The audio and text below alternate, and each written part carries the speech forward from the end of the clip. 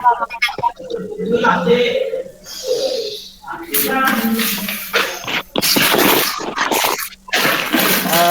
matiin dulu. Tulis saja ya Pak ya. Di sini Mila, saya mau Mila matiin menyampaikan mic-nya, hasil Mila. laporan kegiatan magang saya. Maka nama saya Maidatul Pratiwi, NIM 084. Di sini saya mengambil judul implementasi akad baik dan IMT dalam pembiayaan usaha TPS MUI Cabang Sidayu.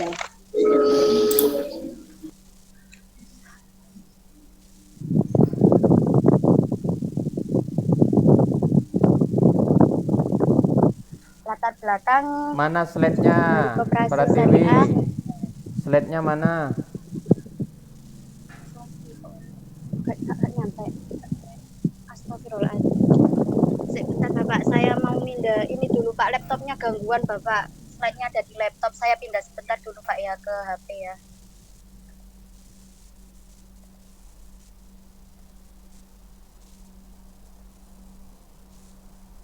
Waduh, nggak dipersiapkan ini TV ini. Mila siapkan Mila, nanti pas kayak Pratiwi ini. Dicoba dulu sama temennya.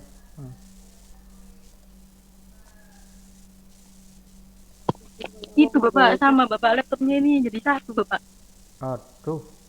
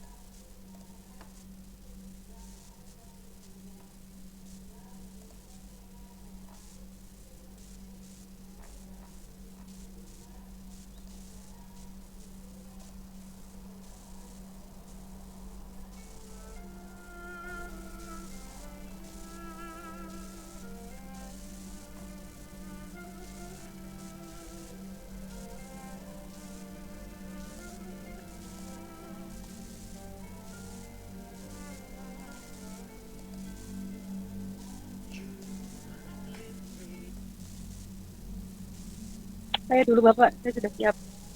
Ya, silakan Mila.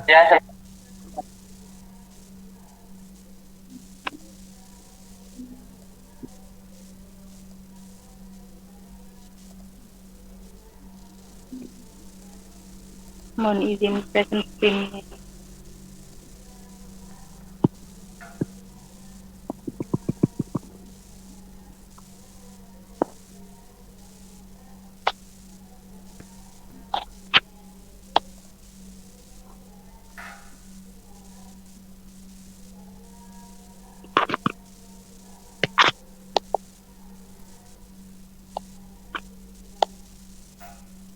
Abah sudah Bapak. Kelihatan Bapak. Ya, sudah. Silakan Mila. Oke, terima kasih. Bismillahirrahmanirrahim. Assalamualaikum warahmatullahi wabarakatuh. Waalaikumsalam warahmatullahi Hormat Bapak Diki dan juga Bapak Diki selaku dosen pembimbing magang. Di sini saya Dr. Mila dengan NIM 044 akan mempresentasikan dengan hasil laporan magang saya di KSPPS MUI Jawa Timur cabang Cidayu yang berjudul Ketertarikan Nasabah terhadap Produk Simpanan Kurban dengan Akad Mudoroba di KSPPS MUI cabang Cidayu.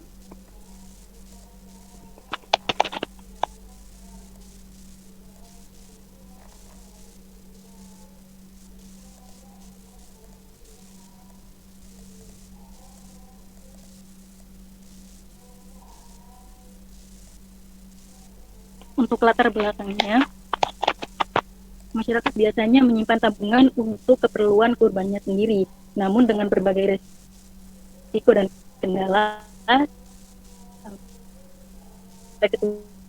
kesulitan dalam memilih hewan kurban yang sesuai dengan syarat dan ketentuan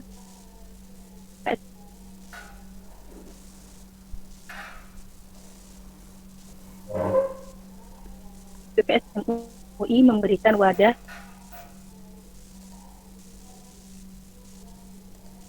gambaran umum KSPPS MUI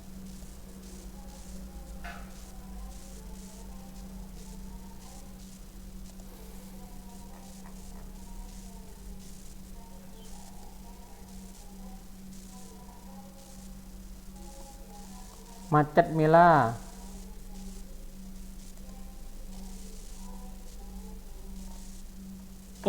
Mitra Usaha Ideal Jawa Timur. Yang pertama ada profil instansi, kemudian ada profil dan sejarah singkat KSPPS MUI Jawa Timur. Yang ketiga ada visi dan misi serta moto KSPPS MUI. Kemudian yang keempat ada struktur organisasi KSPPS MUI Gresik Jawa Timur. Yang kelima ada kegiatan sosial KSPPS MUI Jawa Timur. Dan yang terakhir yakni program yang dilaksanakan KSPPS MUI Jawa Timur.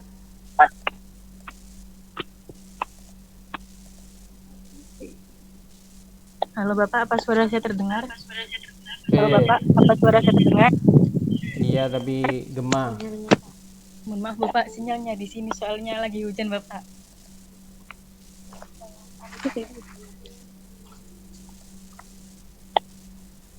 Nama instansi.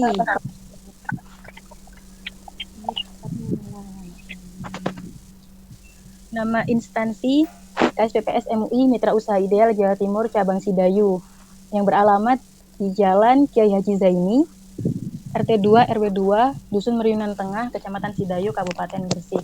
Untuk jam pelayanan sendiri yakni dari Sabtu sampai Rabu, yakni pukul 8 sampai 15 dan Kamis pukul 8 sampai 4 waktu Indonesia Barat. Halo Bapak, apa suara saya terdengar? Ya.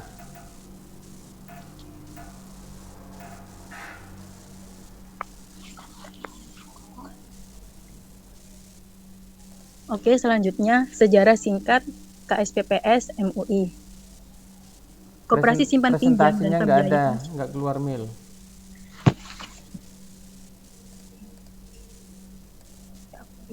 Keluar isu nih. Jangan kedua kok Ya Allah ya. Ya Allah, cobaan apa ini ya Allah.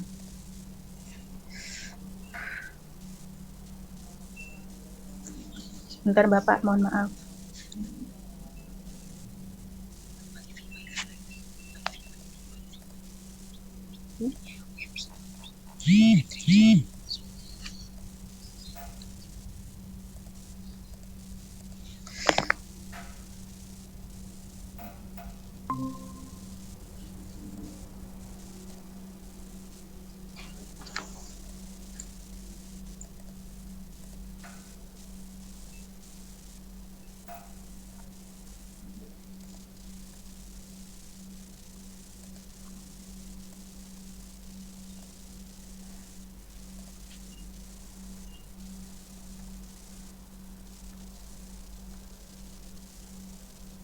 Sambil dorong. Wes, ayo bisa sudah. Baik, sejarah singkat KSPPS MUI Jawa Timur. Koperasi Simpan Pinjam dan Pembiayaan Syariah Mitra Usaha Ideal KSPPS MUI Jawa Timur pada awalnya didirikan dan dibidangi atau dirintis oleh Majelis Ulama Indonesia Kabupaten Gresik. Sebagai modal awal didukung oleh Dewan Pendiri yang terdiri dari 25 anggota gabungan dari pengurus MUI Kabupaten Gresik dan tokoh-tokoh yang mempunyai kepedulian terhadap perekonomian yang menggunakan sistem syariah. Koperasi Simpan Pinjam Pembiayaan Syariah KSPPS MUI pada awalnya bernama KJKS MUI. Kemudian, di awal tahun 2016, koperasi tersebut beralih nama menjadi KSPPS MUI, badan hukum yang menjadikan landasan formal berkoperasinya KSPPS MUI dari Dinas Koperasi Usaha Kecil Menengah Perdagangan dan Perindustrian Kabupaten Gresik dengan surat keputusannya. Kemudian untuk sejarah di cabang Sidayunya sendiri, pada tanggal 17 Maret 2016 yang berlokasi di Jalan Kiai Haji Zaini, RT 2 RW 2 Desa Meriunan Tengah, Kecamatan Sidayu, tepatnya di belakang Pasar Sidayu, yang merupakan tanggal berdirinya kantor KSPPS MUI cabang Sidayu tersebut. Nah, kantor cabang Sidayu sebelumnya adalah kantor KAS. Kemudian KSPPS MUI cabang Sidayu didirikan dalam rangka membantu kinerja kantor cabang utama yang kala itu memiliki banyak anggota dari wilayah Sidayu yang sulit terakses mulai dari penabung sampai dengan pembiayaan. Kemudian visi dan misi serta moto dari KSPPS MUI Jawa Timur. Untuk visinya sendiri di sini KSPPS MUI yakni Islami, sehat, sejahtera, bermanfaat, dan terpercaya. Sedangkan untuk misinya yang pertama, mengelola KSPPS MUI Gresik Jatim sesuai dengan prinsip-prinsip syariah. Yang kedua, mendorong keluarga KSPPS MUI Gresik Jawa Timur berperilaku dan bertindak menurut kaidah-kaidah Islam. Yang ketiga, meningkatkan keprofesionalisme sumber daya manusia di lingkungan KSPPS MUI Gresik Jawa Timur demi terwujudnya lembaga keuangan yang Islami, sehat, berkembang, dan berkah. Yang keempat, yakni meningkatkan kesejahteraan anggota dan masyarakat. Yang terakhir, memanfaatkan teknologi informasi up-to-date dengan mengedepankan transparansi, akuntabilitas, dan amanah. Untuk motonya sendiri, yakni amanah, bebas riba, dan barokah. Selanjutnya, yakni struktural organisasi KSPPS MUI Jawa Timur, kantor cabang Sidayu. Di sini ada Muhammad Hasis SPDI sebagai kepala kantor cabang, kemudian ada Ayun Fadila sebagai teller, ada Muhammad Latif SH sebagai CS dan admin, kemudian disusul dengan para AO atau si marketing, yakni ada Dewi Saroyah, Romatul Ula, Ike Fafiatul Nur Jazana, dan juga Ahmad Nur Hadi. Kemudian kegiatan magang. Selama kegiatan magang, kami mahasiswa magang membantu dan mengikuti kegiatan yang dikelola oleh pengelola seperti mencatat nasabah yang menabung di pasar maupun di desa-desa. Kemudian melakukan promosi produk juga. Dan yang terakhir membantu teller melayani nasabah di ruang teller dan admin. Kemudian masuk pada poin definisi kurban dan akad mudharabah. Untuk kurban sendiri adalah menyembelih hewan tertentu dengan niat mendekatkan diri kepada Allah pada waktu yang telah ditentukan, atau binatang ternak yang disembelih guna mendekatkan diri kepada Allah pada hari-hari Idul Adha. Sementara akad mudharabah sendiri yakni suatu akad kerjasama antara kedua belah pihak, di mana pihak pertama itu sebagai sohibul mal atau penyedia seluruh dana 100%, sedangkan pihak yang lainnya itu menjadi pengelola. Kemudian definisi dari simpanan kurban. Di sini simpanan kurban itu merupakan salah satu produk penghimpun dana oleh lembaga KSPPS MUI yang menggunakan akad mudharabah. Koperasi syariah juga bertindak sebagai mudharib atau pengelola dana, sedangkan anggotanya bertindak sebagai sahibul mal atau pemilik dana. Tabungan simpanan kurban ini menggunakan akad mudharabah di KSPPS MUI, tidak dikenakan biaya admin di setiap bulan. Lembaga KSPPS MUI memiliki kebebasan dalam mengelola dana, dengan kata lain, anggotanya tidak akan memberikan batasan-batasan kepada koperasi syariah dalam mengelola dana. Jadi sebelumnya sudah ada akad di awal bagaimana dana itu dikelola 100% oleh pihak dari koperasi itu sendiri. Selanjutnya yakni ketertarikan nasabah terhadap produk simpanan kurban dengan akad mudharabah. Adapun faktor yang menjadi daya tarik oleh nasabah itu sendiri untuk ikut bergabung menjadi anggota dari bagian tabungan kurban. Yang pertama, pelayanan yang memuaskan dan datanya juga transparan. Kemudian yang kedua, pick up service. Jadi sistemnya para tim AO itu menjemput rumah atau ke tempat dari si nasabah tersebut. Yang ketiga, ada bebas potongan. Jadi bebas potongan apabila suatu saat ingin mengambil, tidak ada potongan jasa ataupun sebagainya. Yang keempat, yakni bebas biaya admin. Untuk membuka rekening tidak ada pemungutan biaya admin. Yang keenam, mendapatkan bagi hasil. Seperti pada tabungan syariah umumnya, di sini juga mendapatkan sistem bagi hasil sesuai dengan jumlah tabungan dari nasabah tersebut. Kemudian yang terakhir, jasa mencarikan hewan kurban. Jadi kan tidak semua dari masyarakat itu tahu bagaimana cara memilih hewan kurban yang benar sesuai dengan syarat. Maka dari itu, jika SPPS MUI juga menyediakan jasa mencarikan hewan kurban. Adapun keuntungan yang diperoleh anggota koperasi itu tergantung dari pendapatan koperasi. Jadi ini masuk pada yang bagi hasil tergantung pada ya server atau pusatnya. Jadi tidak dapat dihitung secara manual, melainkan secara otomatis melalui mesin dari servernya. Sedangkan untuk nisbah atau bagi hasil, di sini koperasi itu mendapatkan 60% lebih banyak dari si nasabahnya yang hanya 40%.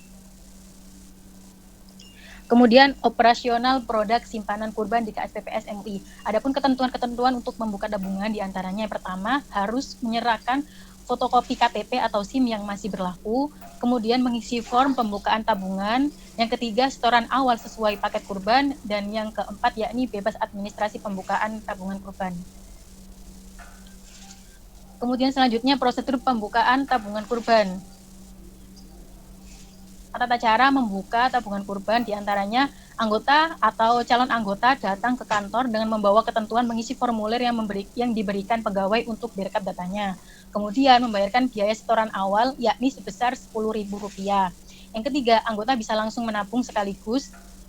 Kemudian teller akan menginformasikan besaran tabungan dari si nasabah tersebut. Yang kelima, kemudian teller memberikan slip tabungan sebagai tanda bukti untuk ditandatangani. Dan yang terakhir, struk dan tabungan diserahkan kepada si nasabah tersebut. Adapun kelebihan dari tabungan kurban, diantaranya yang pertama, dananya dikelola total oleh pihak koperasi, jadi tidak ada campur tangan dengan pihak-pihak lain kecuali pihak dari koperasi MUI itu sendiri. Yang kedua, tidak ada biaya admin atau jasa tiap bulan. Yang ketiga, adanya sistem bagi hasil di dalamnya. Yang keempat, pick up service atau jemput bola. Yang kelima, tidak ada batasan dalam menabung. Yang keenam, dalam pengelolaan juga bersifat transparan. Dan yang terakhir, dalam mendekati hari raya, pihak koperasi juga bisa mencarikan hewan yang diinginkan. Selanjutnya, yakni kekurangan tabungan itu sendiri.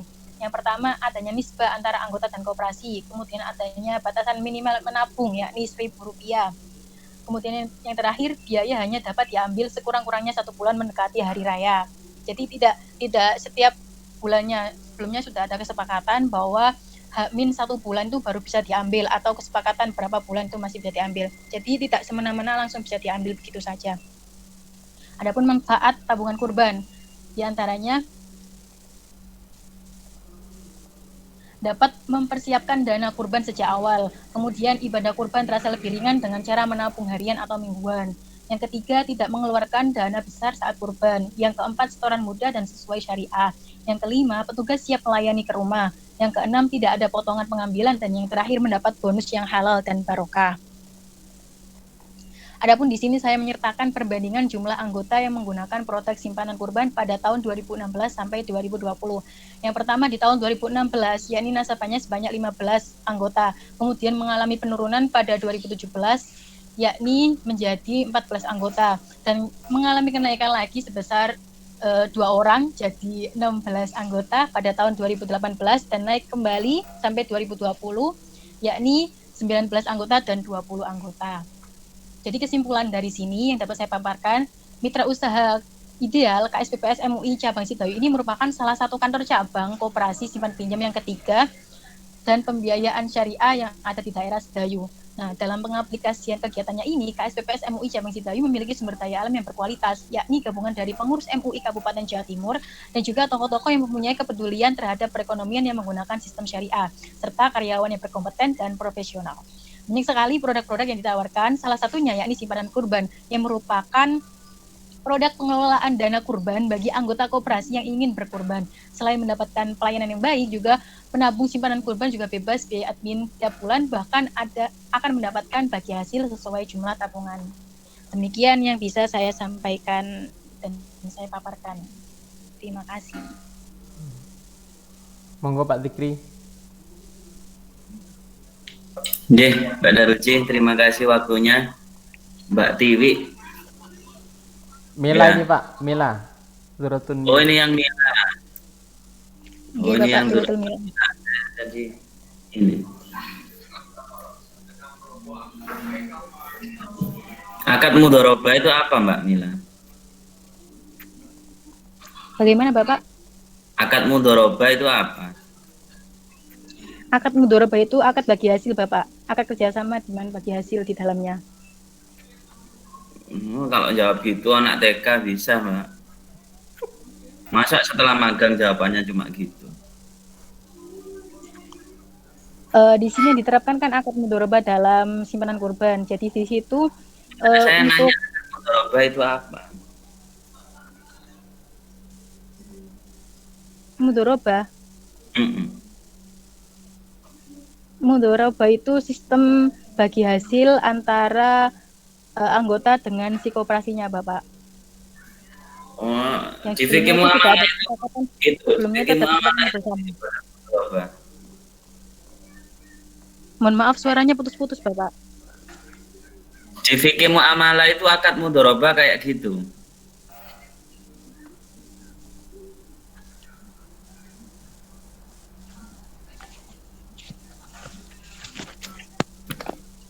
Bentar Bapak, mohon maaf suaranya putus-putus, saya cari sinyal dulu.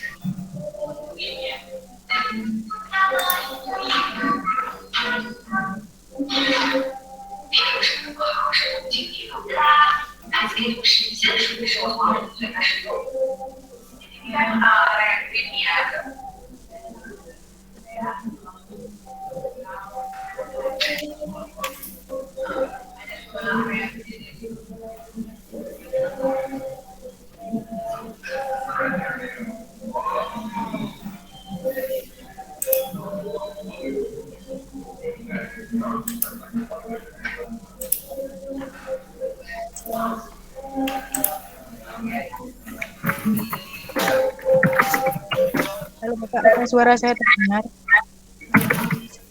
Ya, Untuk mudharabah sendiri itu yang saya ketahui dalam ilmu fikih itu eh, apabila seseorang itu menyerahkan modal kepada suatu pengusaha atau pekerjaan atau juga bisa instansi itu untuk diusahakan dengan syarat ketentuan dan keuntungan dibagi sesuai dengan kesepakatan yang telah ditetapkan dalam kontrak sebelumnya Bapak. Mohon maaf, itu yang saya tahu Pak. terus berarti Iya Pak. kalau terjadi kerugian siapa yang nanggung? Dalam Bapak bagaimana? Kalau terjadi kerugian siapa yang nanggung? Untuk kerugiannya itu di situ kan ada kesepakatan di awal untuk keuntungan dan juga apa namanya kerugiannya Bapak. Jadi sesuai dengan akad yang di awal. Nah, berarti magangmu nggak lulus. Orang kamu magangnya pakai akad mudharabah, kamu nggak paham akad mudharabah.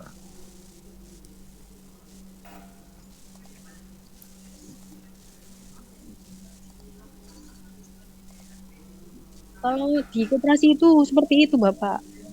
Apabila terjadi kesalahan itu seperti itu. Yang salah siapa berarti?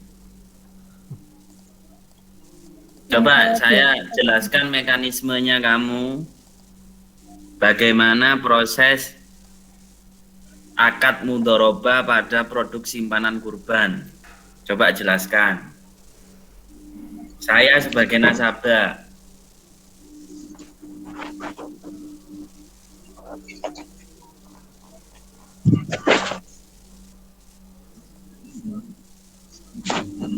Mekanisme untuk itu tak Bapak, membuka tabungannya tak Bapak? Iya, pokoknya saya sebagai nasabah. Oh iya gini, apabila sampean pengen buka tabungan kurban, sampean kan bisa datang ke koperasinya atau dari pihak AO sendiri tuh mendatangi si nasabah tersebut. Kemudian sebelumnya itu sudah ada akad dan dijelaskan seperti ini, nanti ada keuntungannya seperti ini apabila ada Nah, kekurangan jelaskan dan itu. Saya ini nasabah baru, jelaskan. Anggap saya ini nasabah baru. Saya nasabah baru ketemu sama CS-nya. Yang mana CS-nya ini kamu. Iya, jelaskan ke saya. Mbak, saya Iya, Bapak. mau saya jadi nasabahnya simpanan kurban. Gimana, Mbak? Nah, jelaskan ke saya apa sih simpanan kurban itu. Ayo. Oke, Bapak. Gini, jadi sebelumnya simpanan saya dari pemaparan dulu, simpanan kurban ini merupakan produk kami yang dimana kami itu menyediakan pengelolaan dana untuk penyimpanan kurban itu sendiri. Nah, adapun ketentuan-ketentuan sebelum membuka tabungan itu yang pertama harus menyertakan fotokopi KTP atau SIM, di mana surat data diri itu masih berlaku. Kemudian bisa mengisi form yang ada di sini. Ya, udah tak isi. Oke. Nah, untuk setoran awal paket kurban itu sebesar 10.000 sebagai pembukaan rekening. Tapi tidak ada biayanya. Ada ini 10.000.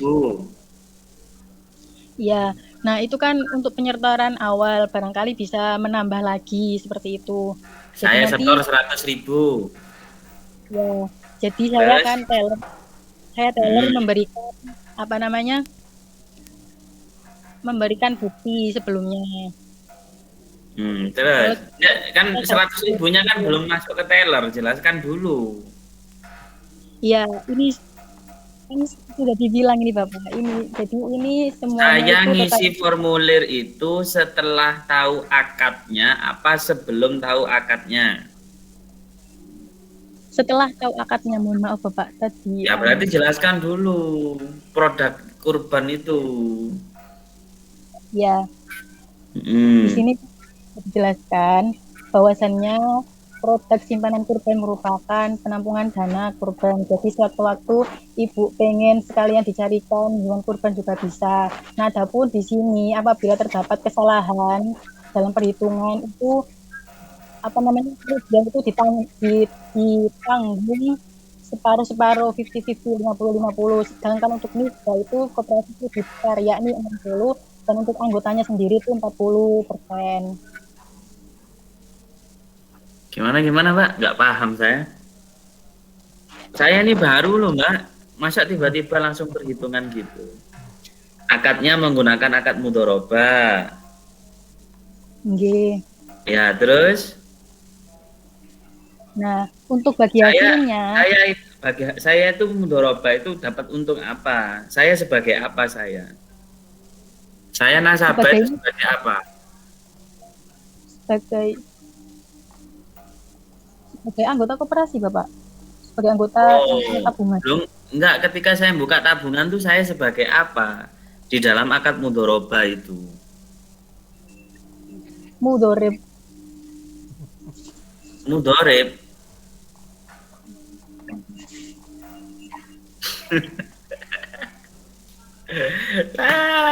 Saya nasabah kan yang punya uang. Bukan sebagai jurnal. Oh, yang ditanyakan itu dari pihak yang ditanyakan dari pihak anggota. Ya Allah. Kalau anggota itu saya itu sebagai apa? Saya sebagai Sohibul Mal, Bapak. Sohibul Mal. Terus? Ya, saya yang jadi ibunya. Sampean yang jadi apanya? Mudhoribnya. BMT-nya itu jadi apa? Jadi mudhoribnya, Bapak. Jadi mudhorib. Terus keuntungannya gimana, Mbak? Nah, untuk keuntungannya di sini, untuk pihak koperasi itu nisbahnya itu 60%. Sementara untuk sampean Sohibul Mal itu cuma dapat 40%. Gitu. Oke, karena BMT yang ngerjakan ya, saya kan pasif ya. Ya, terus kalau terjadi kerugian. Nah, untuk kerugian di sini saya juga Bapak. kurang di situ, tapi di situ menjelaskan bahwa apabila ada kerugian itu ditanggung 50%, 50%. Nah, kamu teori di dalam fikih muamalahmu gimana kalau mudhorobah terjadi kerugian itu? Seharusnya itu Bapak dari pihak koperasi, 100% dari pihak koperasi. Keliru lah. Yang sohibul mal yang menanggung kerugian. Jadi nasabahnya yang menanggung kerugian kalau mudhorobah. Kan 100% kalau mudhorobah itu uang itu kan sohibul mal. Kalau terjadi kerugian atas proses kerugian yang terjadi di lapangan, kerugian itu ditanggung oleh sohibul mal, berarti ditanggung oleh nasabah. Paham? Iya paham. Ini kan Nah, saya cuma melaporkan berarti ya sekarang kamu tak kasih tahu teorinya. Ternyata di lapangan kok 50-50. Berarti kan ini temuan. Harusnya masuk ke laporan ke kamu. Laporannya ada ketidaksesuaian dengan teori yang saya pelajari di dalam mata kuliah fikih muamalah. Kalau dalam teori fikih muamalah, ketika terjadi kerugian yang menanggung itu adalah nasabah, sedangkan di BMT yang menanggung itu kesepakatan 50-50. Sekarang saya tanya lagi Mbak Mila, ya. Bapak. Nah, Mbak Mila saya tanya, yang usaha kurban itu siapa? Iya, yang usaha kurban. Ya, KSPPS-nya Bapak. Oh, BMT-nya itu, KSPPS-nya itu punya usaha kurban. Iya, salah Punya. satu pegawainya atau kepala cabangnya itu punya usaha juga di situ Bapak. Nah, berarti sekarang gini, usahanya itu usahanya kepalanya apa usaha dari KSPP-nya? Kepalanya Bapak. Berarti bukan punya KSPP kan? Bukan punya koperasinya kan? Bukan, di sana hanya menyediakan jasa pencarian saja. Nah, berarti koperasinya itu sebagai apa? Ketika dia berhubungan atau ketika dia ada hubungannya dengan si pemilik kurban itu, si pemilik apa itu namanya, si hewan kurban itu. Sebagai perantara Bapak. Sebagai perantara. Kalau sebagai perantara ya nggak bisa toh Mbak. Bagaimana konsep mudhorobahnya itu kalau dia sebagai perantara?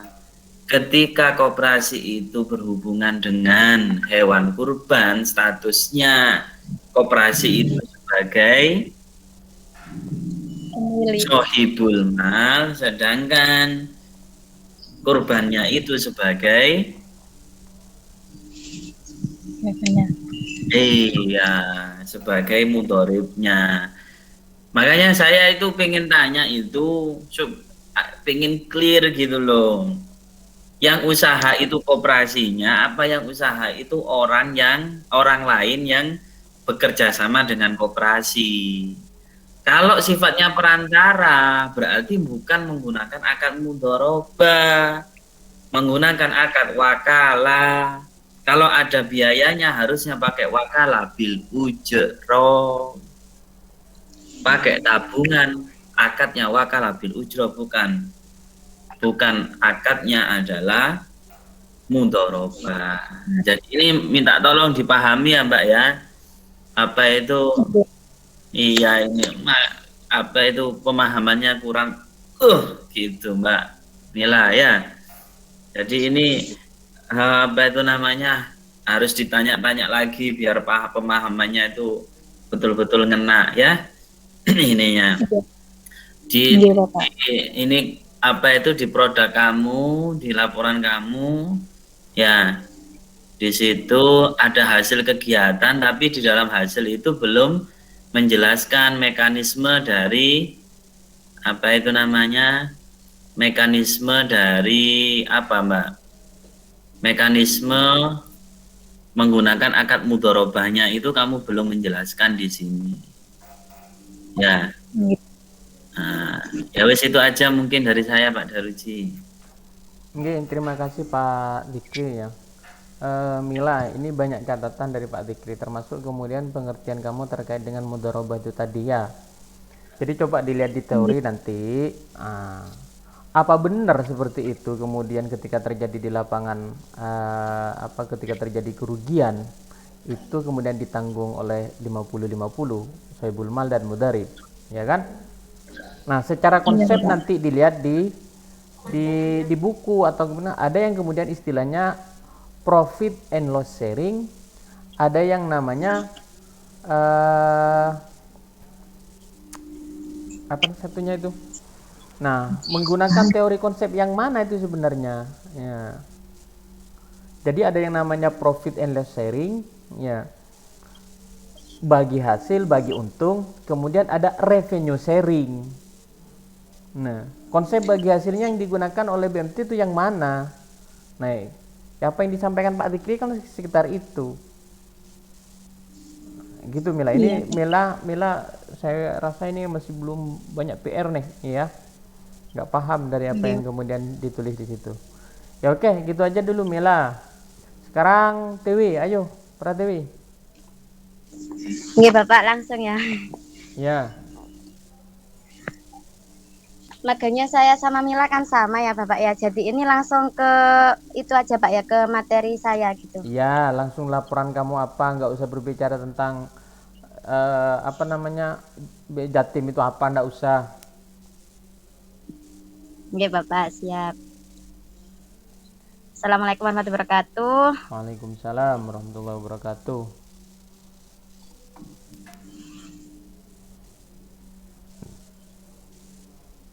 Langsung saja ya Bapak, saya sampaikan hasil laporan magang saya.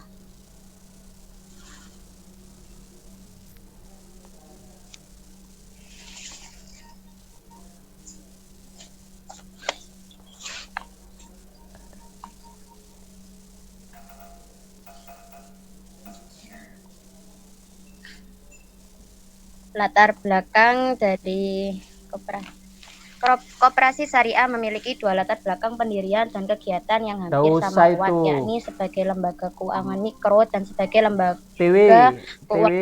langsung kepada laporan kamu, nggak usah berbicara tentang latar belakang Koperasi Syariah bla bla. Oh ya nggak usah, itu kan sudah tadi itu. Nih Pak, implementasi akad baik dan IMBT dalam pembiayaan usaha di KSPPS MUI Cabang Sidayu.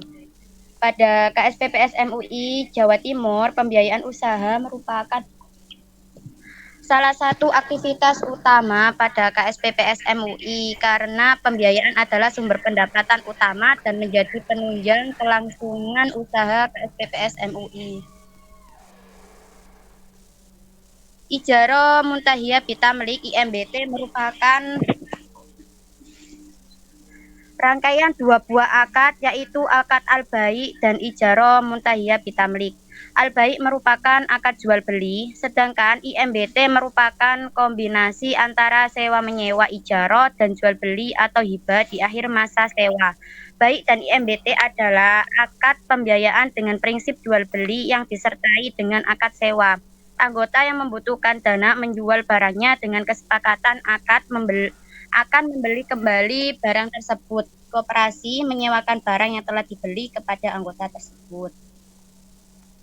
Selanjutnya adalah objek pembiayaan akad baik dan IMBT di KSPPS MUI, yaitu ada 3. Yang pertama yaitu pembiayaan properti jaminan SHM, sertifikat hak milik, yaitu ada 4. Yang pertama rumah, 2 tanah, 3 rumah toko, 4 lapak pasar. Dan yang kedua yaitu ada pembiayaan kendaraan jaminan BPKB, yaitu sepeda motor dan mobil. Dan yang ketiga yaitu emas. Selanjutnya syarat dan ketentuan permohonan pembiayaan, yaitu jujur dan amanah, tidak memiliki masalah dengan lembaga keuangan lain, siap disurvei, melengkapi berkas pengajuan berupa fotokopi KTP suami dan istri atau wali, fotokopi KK, fotokopi buku nikah, fotokopi jaminan BPKB, dilampiri fotokopi STNK dan pajak yang masih berlaku, sertifikat tanah, dan cek fisik agunan.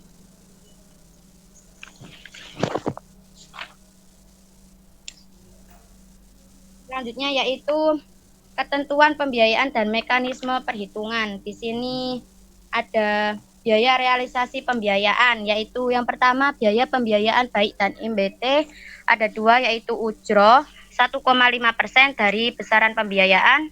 Yang kedua infak atau sedekah sebesar 0,5% dari besaran pembiayaan. Yang kedua yaitu materai. Pembiayaan dengan besaran di bawah 1 juta bermaterai 1, 3.000, dan yang pembiayaan dengan besaran 1 juta sampai 5 juta bermaterai 2, yaitu sebesar materai 6.000. Yang ketiga yaitu ada tabungan nilai setoran awal untuk pembiayaan, yang mana kurang dari 5 juta setoran awalnya itu sebesar 10.000, 5 juta sampai 10 juta setor awalan sebesar 25.000, 10 juta sampai 20 juta setoran awal sebesar 50.000, dan 50 juta ke atas setoran awal sebesar 100.000. Untuk ketentuan pelaksanaan akad pembiayaan di sini sebelum perjanjian anggota pembiayaan diberi penjelasan tentang materi akad. Akad diawali dengan membaca basmalah disertai dengan berjabat tangan sesama jenis dan diakhiri dengan membaca doa dan Al-Fatihah. Adapun yang berwenang untuk transaksi pencairan dan penandatanganan pada saat akad yaitu transaksi teller atau kasir. Yang kedua tanda tangan pada akad yaitu manajer atau kepala cabang. Terus karyawan selain kasir yang ditunjuk oleh manajer atau kepala cabang. Yang ketiga ada pihak satu KJKS MUI kantor cabang yaitu kepala cabang dan teller atau kasir. Dan yang keempat di sini ada pihak kedua yaitu anggota pembiayaan terdiri dari pemilik jaminan dan atau ahli waris. Setiap lembar akad yang tidak bertanda tangan harus diparaf, dan yang ketiga yaitu distempel. Sekian pemaparan dari saya, Bapak. Monggo Pak Fikri.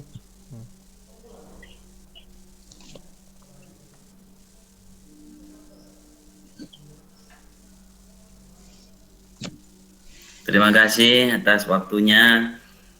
Yang ini Mbak Pratiwi ya. Nggih, Pak. Pratiwi ini apa itu laporannya sampean itu bukan amburadul, banyak yang tipu ya.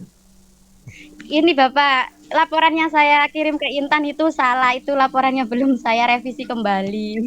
Itu laporan yang awal, Pak. Oke, saya langsung tanya aja. Kamu di laporan ini nggak ada mekanisme IMBT-nya. Coba saya kasih tahu IMBT itu gimana yang ada di sana.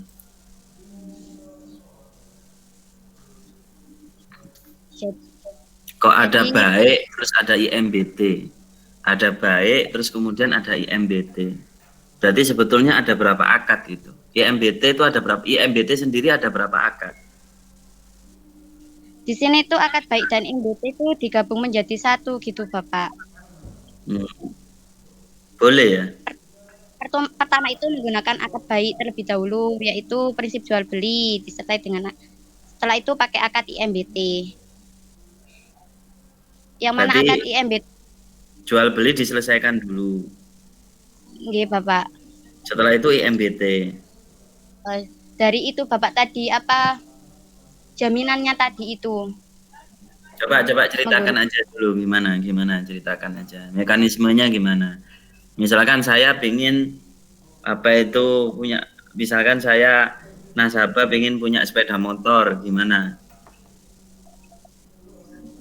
Pertama itu dijelaskan dulu sama AO-nya. Itu mau mengajukan pembiayaan berapa, terus jaminannya itu berapa, terus dikasih tahu dulu syarat-syaratnya tadi. Ya wis pokoknya saya kasusnya pingin punya sepeda motor. Harganya 30 juta. Sepeda motor dengan harga 30 juta. Gimana?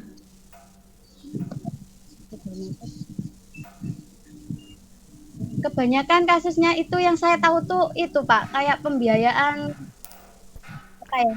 Kameranya dihidupkan, Orang Tiwi. kameranya dihidupkan ya Pak. Iya.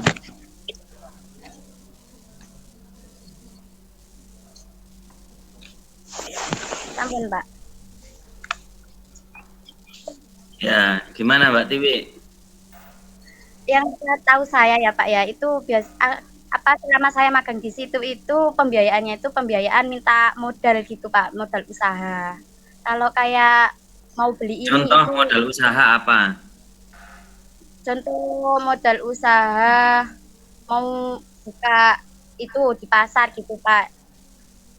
Anggota calon anggota tadi itu mengajukan pembiayaan Modal usahanya itu bentuknya apa?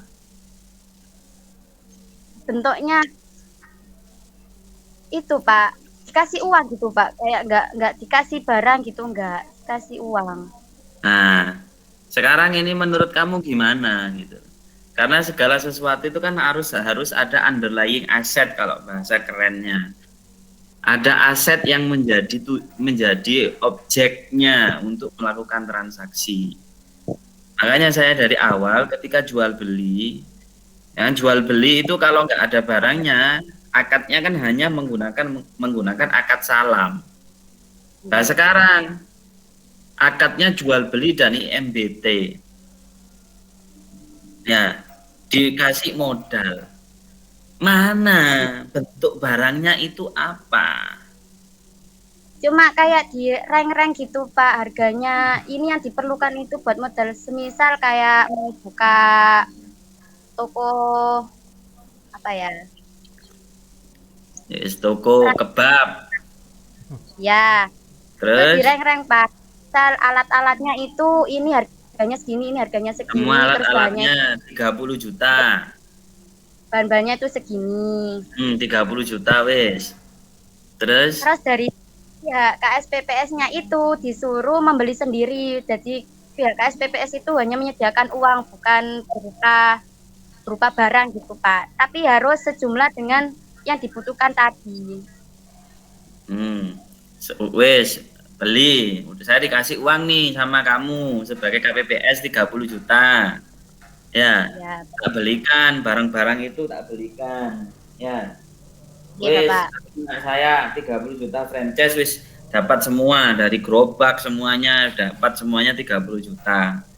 Terus Oke. setelah itu yang membelikan saya itu seharusnya pakai akad apa?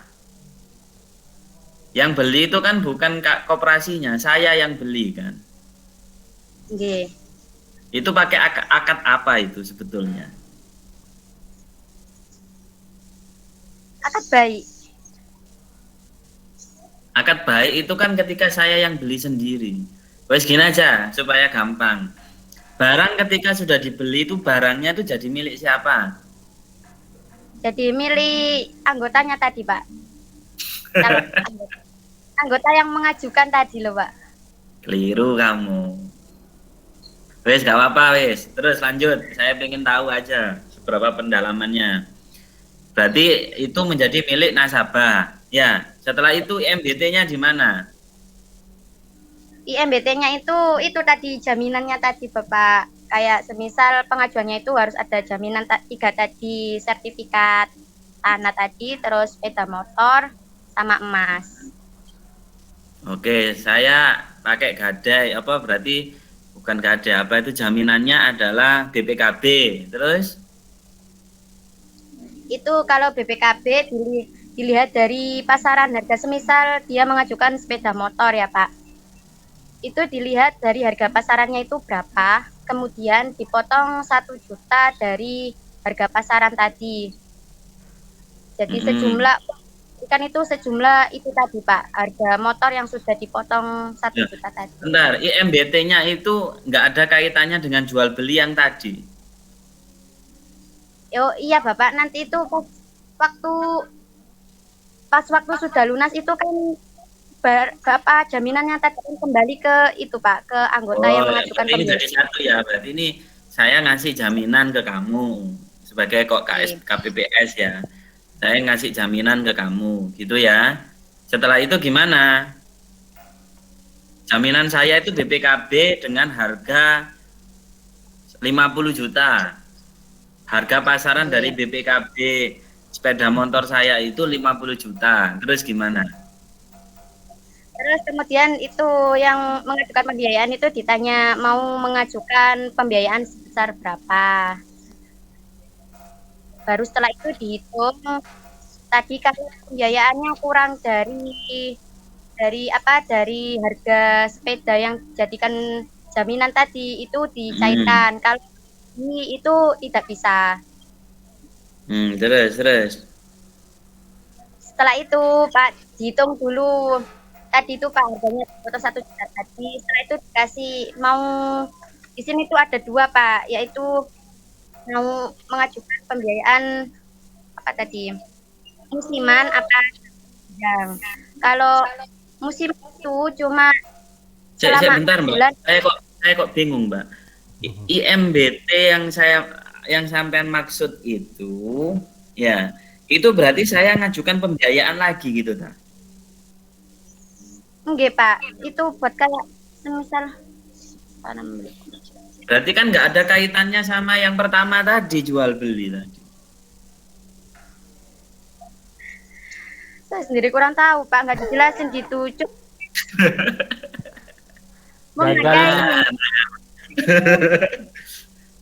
Judulnya itu mengambil produk unggulannya dari KSPPS itu Pak. Terus saya tanya. Enggak, Mbak Tiwi, saya nanya seperti ini itu mau menginspirasi kamu supaya bisa diangkat jadi judul skripsi. Ini tuh sudah sangat beda sama akad yang diajarkan di teori gitu loh. Seharusnya barang tadi yang dibeli tadi itu bukan miliknya nasabah, tapi masih jadi miliknya koperasi. Ya, masih jadi. Ini saya jelasin untuk yang ada di buku fikih muamalahnya loh ya. Jadi itu harusnya masih jadi miliknya koperasi. Karena pakai akad berkala. Jadi koperasi minta tolong kepada si nasabah untuk membelikan perabotan tadi seharga 30 juta. Gitu ya. Tapi semua itu perabotan tadi itu masih miliknya koperasi. Setelah itu koperasi tadi itu menyewakan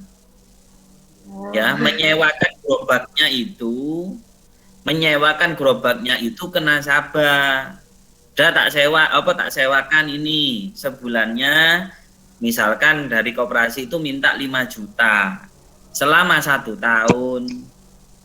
Ya, selama 1 tahun. Berarti kan 5 juta sekali 1 tahun kan ketemunya kan 60 juta.